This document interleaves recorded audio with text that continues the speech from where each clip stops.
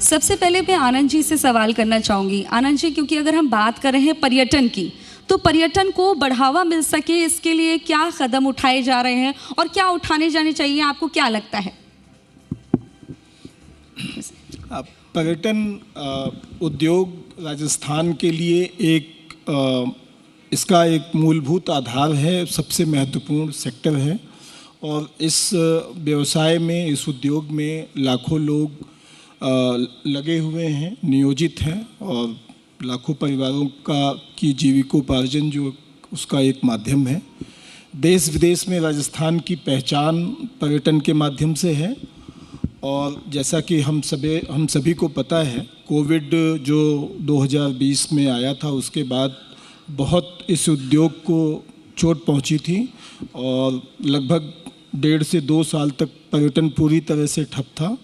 लेकिन राज्य सरकार ने बहुत ही व्यापक स्तर पे कदम उठाते हुए और बहुत ही क्रांतिकारी कदम उठाते हुए उन्होंने पर्यटन को अपने नीतियों में सर्वोपरि स्थान देते हुए बहुत सी ऐसी नवाचार, बहुत से ऐसे स्कीम्स, बहुत से ऐसे सपोर्ट सिस्टम डेवलप किए, जिसकी वजह से आज हम कह सकते हैं कि पर्यटन वापस राजस्थान का पटरी पे लौट आया है और हम देश में पर्यटन के क्षेत्र में अग्रणी राज्य में से एक के रूप में पुनः स्थापित हो गए हैं। और बहुत सी ऐसी योजनाएं हैं जो सबसे महत्वपूर्ण तो ये है कि पर्यटन को उद्योग के दर्जे के पूरे लाभ दिए गए और उसमें आपको जो बिजली की दरें हैं, जो यूडी टैक्स है, उनको काफ़ी कम किया गया, लगभग 30% के आसपास। तो इससे पूरे राज्य के होटल व्यवसायियों को और जो ट्रैवल उद्योग से जुड़े हैं उनको बहुत फ़ायदा हुआ। और बाकी डिटेल हमारे जो साथी उद्योग के प्रतिनिधि हैं वो भी बताएंगे आपको। इसके अलावा 1500 करोड़ का पर्यटन विकास कोष की स्थापना करते हुए बहुत सारे विकास के काम हाथ में लिए गए, प्रचार प्रसार के काम हाथ में लिए गए, ग्रामीण पर्यटन को बढ़ावा देने के लिए योजना लागू की गई, राज्य में फिल्म शूटिंग को प्रोत्साहन देने के लिए फिल्म शूटिंग की नीति लाई गई। तो ऐसे करके बहुत सी योजनाएं लाई गई हैं और जिनका कि हमें अब उसके रिजल्ट भी सामने आने लगे हैं। और ये बताते हुए हमें खुशी है कि जो पर्यटकों की संख्या पिछले 3 सालों में कम हो गई थी, वो 2022 में पुनः कोविड के पहले की जो संख्या थी उसको भी पार कर गई है। वो विदेशी पर्यटक के मामले में अभी हम 2019 वाली स्थिति में नहीं पहुंच पाए हैं, क्योंकि वीज़ा रिस्ट्रिक्शन और तमाम बाधाएं अभी भी लोगों के दिमाग में हैं, बाहर के लोगों के। लेकिन देसी पर्यटकों की अगर हम तुलना करें 2019 जो एक सामान्य वर्ष था, तो हमने उस आंकड़े को भी पार कर लिया। उपेंद्र जी, आपके पास होंगे। उपेंद्र जी, कि मैं जानना चाहूँगी कि समय समय पर कई नीतियाँ बनाई गई हैं, क्योंकि हब है टूरिज्म का और जयपुर में आप देख रहे हैं कि पर्यटक अब कोविड के बाद से आने लगे हैं और फिर से वही चकाचौंध और रौनक देखने को मिल रही है। तो इन नीतियों से कितना लाभ मिल रहा है? इन नीतियों में आप क्या चाहते हैं कि कुछ और अगर अपग्रेड किया जाए, कुछ बदलाव किया जाए? जैसा कि आप सब जानते हैं, जयपुर जो है, Delhi, Agra and Jaipur is a golden triangle और almost 25 lakh domestic tourist and 5 lakh के आसपास फॉरेन टूरिस्ट हर साल जयपुर आते हैं। और जयपुर का एक अपना महत्व है, पिंक सिटी के नाम से दुनिया भर में प्रसिद्ध है। और जयपुर को यूनेस्को वर्ल्ड हेरिटेज साइट का दर्जा भी विगत वर्षों में प्राप्त हुआ है। ये सब जो ये नीतियों का ही परिणाम है और हमारी पब्लिसिटी और मार्केटिंग का ही ये रिज़ल्ट है। आप अगर पिछले जनवरी से पहले दिसंबर या अक्टूबर नवंबर की बात करें मंथ की, तो वीकेंड्स में यह हालत होती है कि जयपुर में कहीं भी आपको अकोमोडेशन तक नहीं मिलता। ये सोशल मीडिया प्लेटफॉर्म्स और डिपार्टमेंट का जो मार्केटिंग स्ट्रेटजी है उसी का परिणाम है कि हम लोग अच्छी खासी संख्या में not only Jaipur, all over Rajasthan में एक अच्छा टूरिस्ट अट्रैक्ट कर पाए हैं। जहाँ तक आपने फरमाया कि नीतियों में अभी रिसेंटली राज्य सरकार ने, मेरे ख्याल से पहला स्टेट होगा जिन्होंने कि पर्यटन को उद्योग का दर्जा दिया है और उसी दर्जे का ही लाभ जो हमारे टूरिज़्म ट्रेड में जो सर्व कर रहे हैं या इन्वेस्टर्स हैं फ़ायदा उठा रहे हैं। रिसेंटली मैं अभी अगर न्यू पॉलिसी की बात करूं तो राजस्थान रूरल टूरिज्म पॉलिसी, जो कि हम लोग मान के चल रहे हैं कि ये अपने आप में एक गेम चेंजिंग पॉलिसी रहेगी, इसका सबसे बड़ा लाभ जो है ग्रामीण क्षेत्रों में जिनके पास भी एग्रीकल्चर लैंड है, वो उस लैंड, टोटल लैंड का 10% जो है they can use as a tourism activity. 10% में वो टूरिज़्म से रिलेटेड एक्टिविटी कर सकते हैं और उसके लिए उनको किसी तरह के कन्वर्जन की, किसी तरह की परमिशन की ज़रूरत नहीं है और G+1 तक का कंस्ट्रक्शन अलाउ है। इसी के तहत जो है एग्रो टूरिज़्म यूनिट भी है, ग्रामीण गेस्ट हाउस भी है, कैरन पार्क भी है, टेंटेड अकोमोडेशन भी है।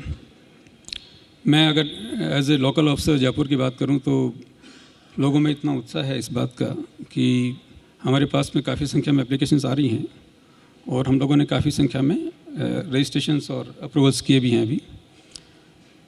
इसी कड़ी में आप देखें तो एडवेंचर टूरिज़्म पॉलिसी पाइपलाइन में है और वो भी हम लोग शीघ्र ही लेके आ रहे हैं। तो अगर राज्य सरकार की प्राथमिकता की बात करें, राज्य सरकार की प्राथमिकताओं में टूरिज़्म अभी सबसे ऊपर है और इस चीज़ को टूरिज़्म ट्रेड के हमारे साथी कुलदीप सिंह जी बिराजे में हैं।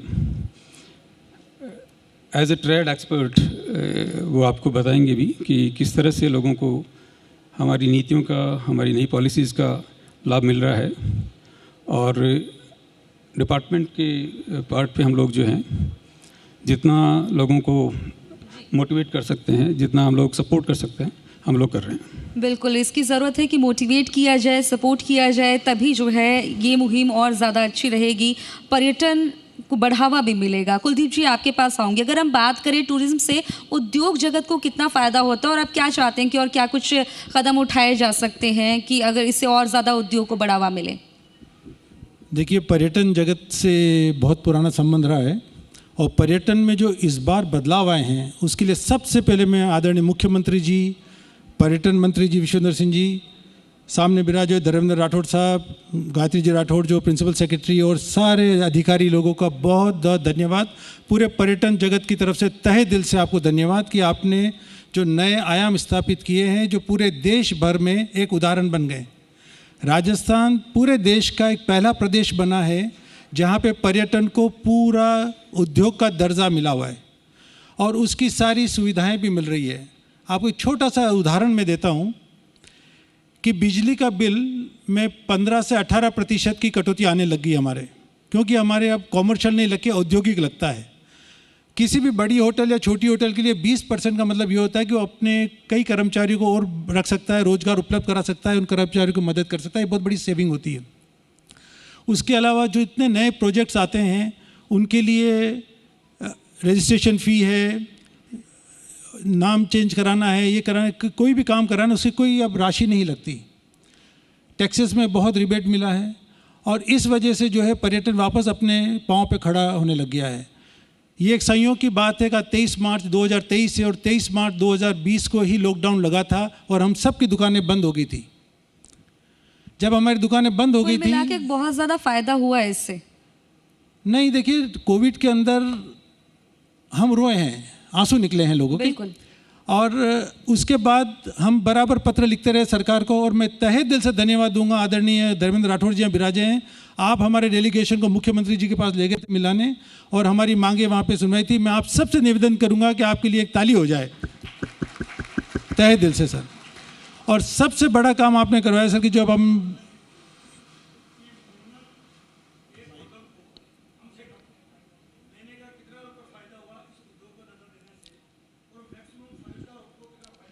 देखिए, उद्योग दर्जे देने से खाली बिजली का फ़ायदा नहीं हुआ, इसमें रिप्स का बेनिफिट मिला है, इसके अंदर SGST जो अब लगता था उसका रिफंड मिला है और जो नए प्रोजेक्ट आएंगे रूरल के अंदर, रूरल टूरिज्म पॉलिसी में उसे 10 साल तक SGST नहीं लगेगा। एंड सबसे बड़ा काम तो अभी हुआ है, राजस्थान एसोसिएशन टूर ऑपरेटर्स राटो की जो कोचेज़ हैं, डिलक्स कोचेज़ जो टूरिस्ट के लिए काम आती थी, चूँकि इनबाउंड टूरिस्ट आ नहीं रहा था तो महीनों सालों से वो खड़ी थी बसें। खड़ी बस पे 42,000 रुपये टैक्स लग रहा था। पूर्व में आपके माध्यम से जब हमने सरकार को अप्रोच किया था तब वो टैक्स जो है 50% कम हुआ था। और अभी चूँकि अप्रैल से वापस ऑफ सीज़न आ रहा है और विदेशी पर्यटक इतनी संख्या में नहीं आ रहा, तो सारे कोचेस खड़े हैं।